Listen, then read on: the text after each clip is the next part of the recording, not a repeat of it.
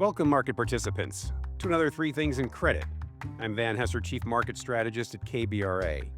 Each week, we bring you three things impacting credit markets that we think you should know about.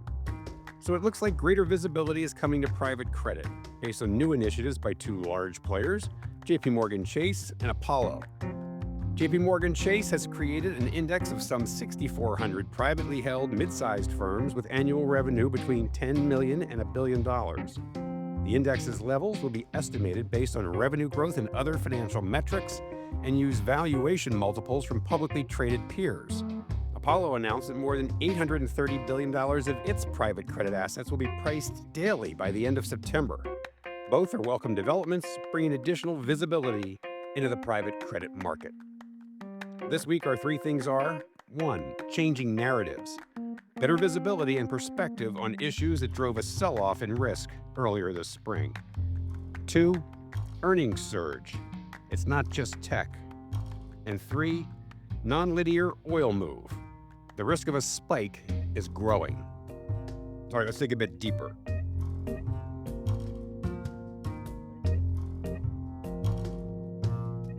Changing narratives. In March, I don't have to remind you that a series of shocks undermined investor confidence in risk markets. First and foremost, we have the conflict in the Middle East and the energy spike that resulted.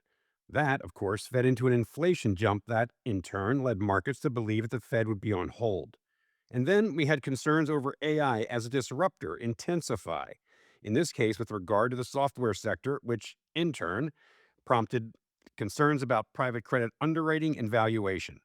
Everything, everywhere, all at once went bad. Sell first, ask questions later. Well, along the way, the narratives around these shocks changed.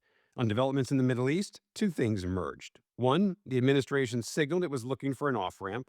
And two, data emerged that $100 oil was simply no longer a credible pain threshold for economic activity that it once was due to inflation and increased energy efficiency.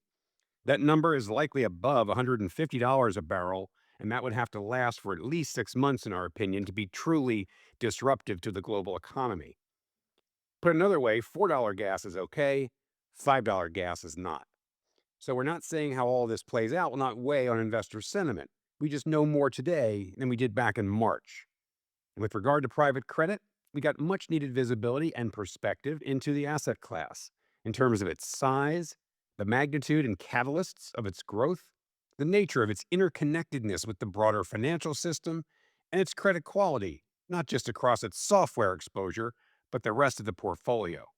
The gathering of data around all of these issues has served to refute narratives embedding in the press and among certain market participants that this somehow mirrored the lead up to the GFC and presented significant risk of contagion. From our perspective, that fear was and is misguided. Private credit, i.e. direct lending for purposes of this discussion, is primarily middle market leveraged finance. It's not without risk, but it lacks the leverage and the model-driven synthetic multiplier effects that took residential mortgages to a different and much more destructive place in the GFC. Consistent with that context, the largest U.S. banks, especially Wells Fargo, provided much-needed color and detail on their Q1 earnings calls that their exposure to private credit and non-bank financial institutions is low risk in nature. And that's all good for credit.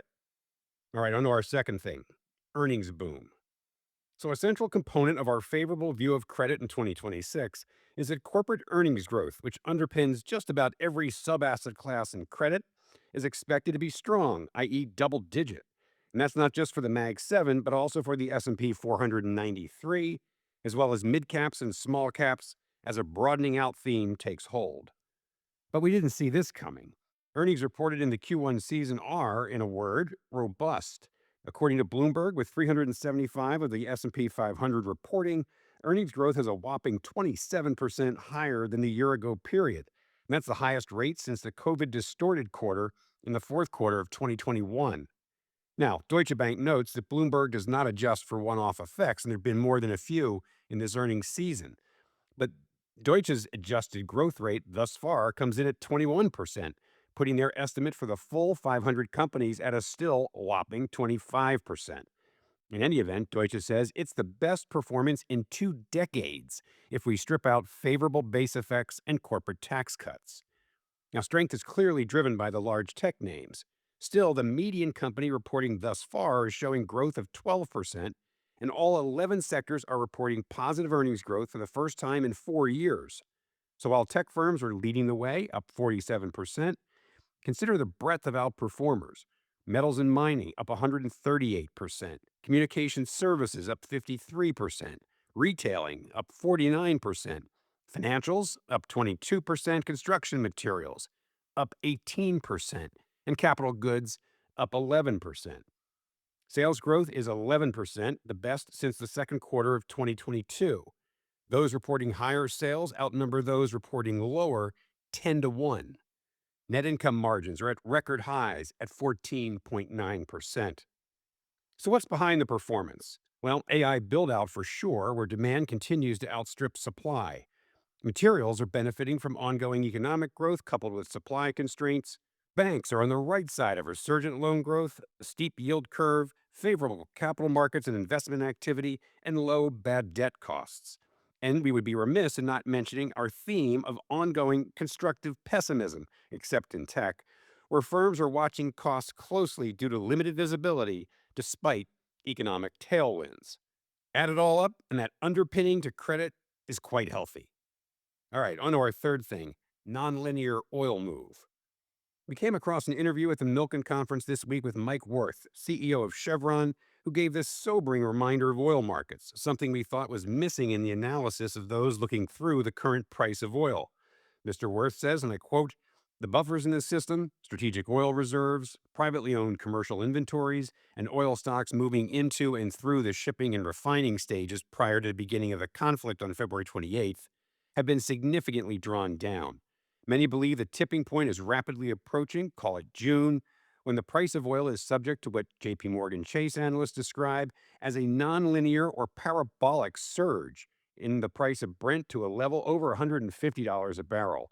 And as we touched on earlier, when adjusting for inflation and increased energy efficiency, the pain threshold for the price of oil is no longer $100 a barrel, but much higher. Bloomberg Economics estimates it to be $191 a barrel. But safe to say, if we spike higher to $150 a barrel or more, something that moves gas quickly to $5 and above, that will leave a mark on investor sentiment. Investors have been more inclined to look through the headlines around oil, taking comfort in the narrative shift we talked about earlier. Well, that is likely to change in the near future, and in the words of Chevron CEO Wirth, that means more volatility and more risk.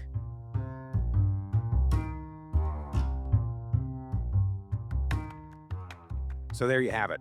Three things in credit. One, changing narratives. Greater visibility into private credit and the conflict in the Middle East have boosted investor confidence. Two, earnings surge. Tech is leading the way, but the broadening out trend is real. And three, nonlinear oil move. Buffers are diminished and supply is constrained. The likelihood of a materially higher move in the price of oil is growing. As always, thanks for joining.